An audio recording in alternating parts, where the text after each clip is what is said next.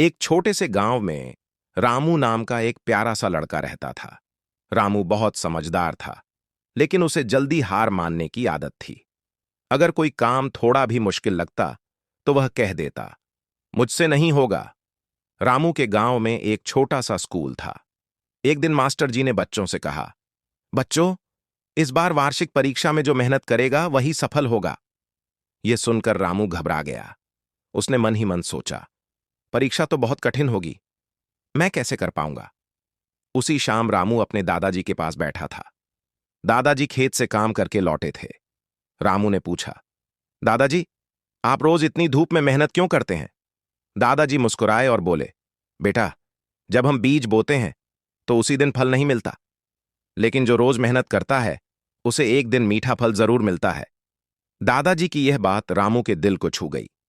उस रात रामू ने मन ही मन फैसला किया, अब मैं मेहनत करूंगा और हार नहीं मानूंगा। अगले दिन से रामू सुबह जल्दी उठने लगा। वह रोज ध्यान से पढ़ाई करता, अपना होमवर्क खुद करता और जो बात समझ में नहीं आती वह मास्टर जी से पूछता। कभी कभी उसके दोस्त खेलने बुलाते, लेकिन रामू खुद से कहता, पहले मेहनत फिर खेल। धीरे धीरे पढ़ाई उसे आसान लगने लगी। जो सवाल पहले मुश्किल लगते थे, अब वही सवाल उसे अच्छे लगने लगे।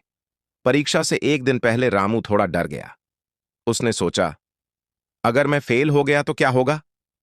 तभी दादाजी ने प्यार से उसका सिर थपथपाया और कहा, बेटा, तूने पूरी मेहनत की है, अब डरने की जरूरत नहीं, बस खुद पर विश्वास रख।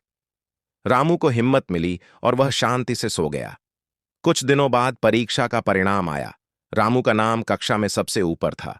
यह देखकर रामू की आंखों में खुशी के आंसू आ गए। मास्टर जी ने कहा, रामू, यह सफलता तुम्हारी मेहनत का फल है। घर आकर रामू ने दादाजी के पैर छुए और बोला, दादाजी, आपने बिल्कुल सही कहा था, मेहनत का फल सच में बहुत मीठा होता है। दादाजी मुस्कुराए और बोले, बेटा, जो मेहनत से दोस्ती कर लेता है, सफलता खुद उसके पीछे चलती है। इस कहानी से हमें यह सीख मिलती है कि जो मेहनत करता है वह कभी हारता नहीं और मेहनत का फल हमेशा मीठा होता है।